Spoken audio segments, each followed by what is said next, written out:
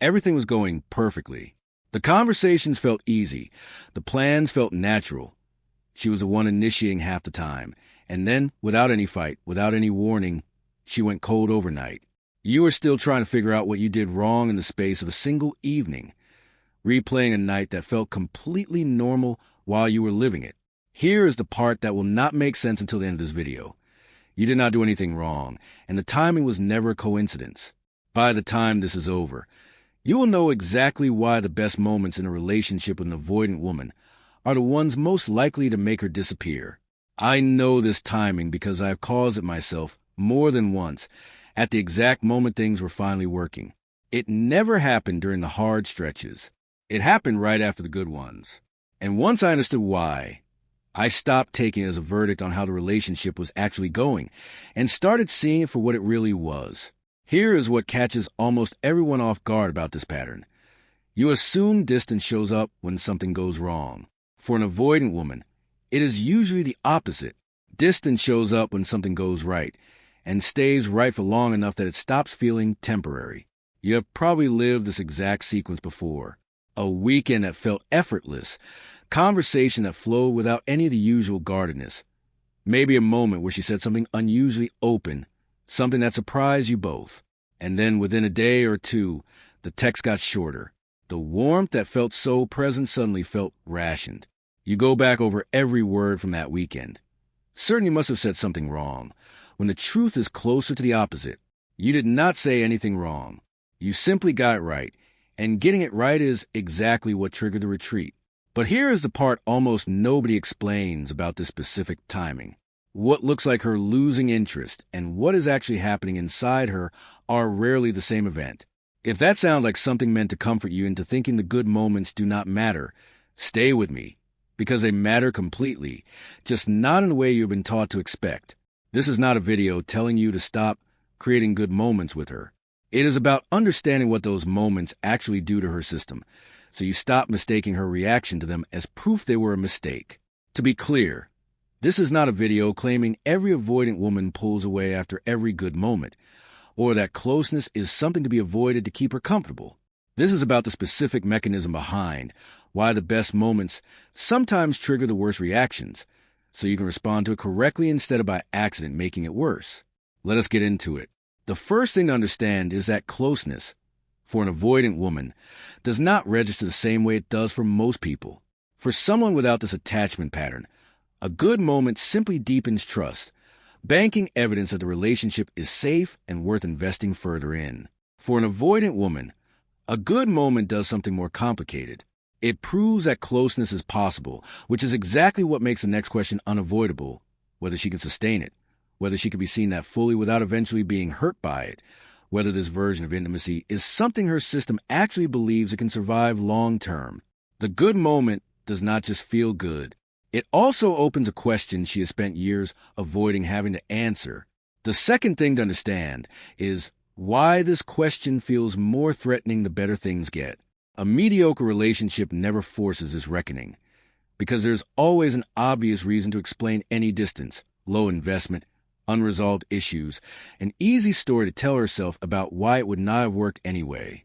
A genuinely good relationship removes that story. If the connection is real and the closeness is real, the only thing left standing between her and full vulnerability is her own capacity to tolerate it. And that realization is far more uncomfortable than any external problem could ever be. Here is where most people misread this pattern entirely, in one of two directions. Some assume the pullback means a good moment revealed something false, that the closeness was never as real as it felt, and start doubting the entire relationship retroactively.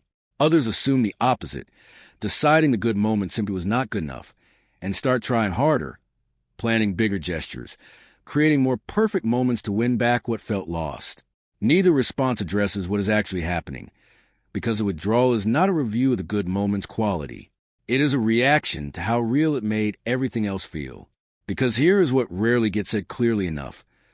An avoidant woman does not pull away because things got bad. She pulls away because things got good enough that losing them would now actually hurt, and her system would rather create distance on her own terms and risk being blindsided by loss later on someone else's. Picture how this actually plays out in a real relationship.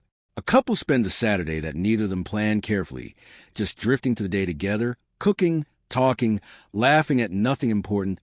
The kind of day that feels unremarkable while it is happening and significant only in hindsight.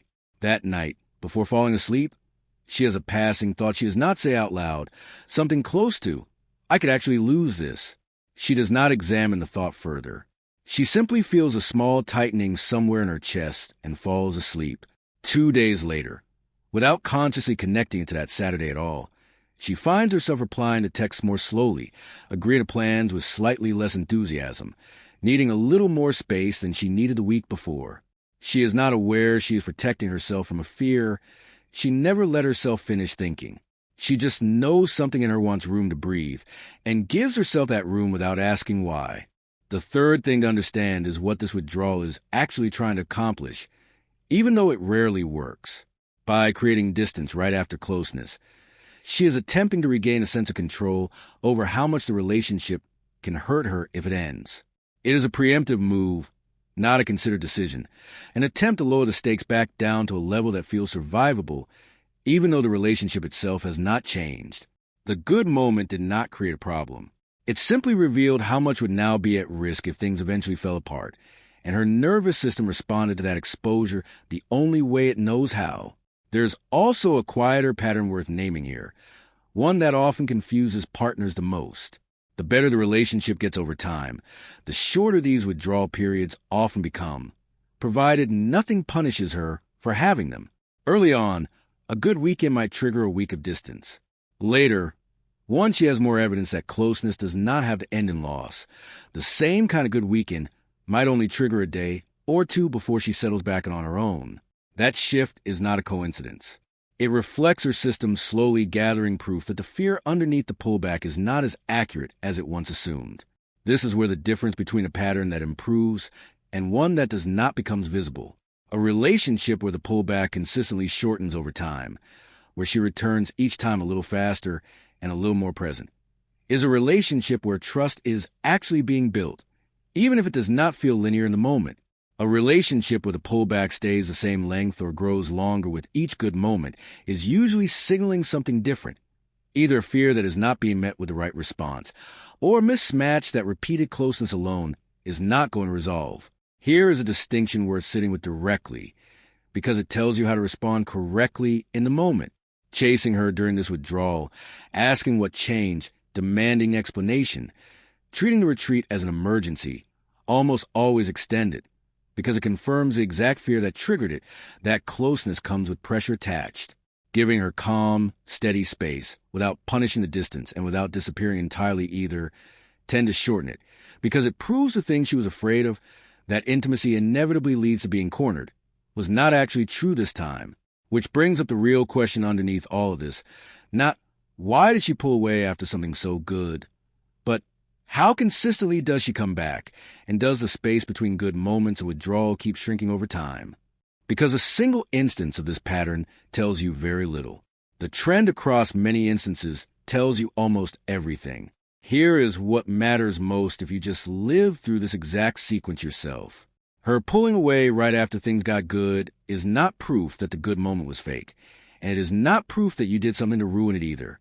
It is proof that the moment was real enough to matter, real enough to make loss feel possible for the first time in a while, and her system reacted to that exposure the only way it currently knows how. You did not create a problem by getting close to her. You simply got close enough that the stakes became real. And reacting to real stakes with some distance is not the same thing as rejecting what caused them. So there are two honest paths forward from here, and neither one requires you to stop creating good moments with her to avoid this reaction. If this is a newer pattern in a relationship that is otherwise trending well, the honest path is not panicking every time it happens, and it is not withholding future closeness to avoid triggering it either. It is staying steady through the retreat, watching whether it shortens over time, and letting the pattern itself tell you whether this is fear resolving or something else entirely. If this pattern has stayed exactly the same length for a long time with no signs of shifting, the honest path is not continuing to wait indefinitely for evidence that may never come. It is having an honest conversation about what would actually need to change for closeness to stop feeling this dangerous to her, and being willing to hear the answer clearly.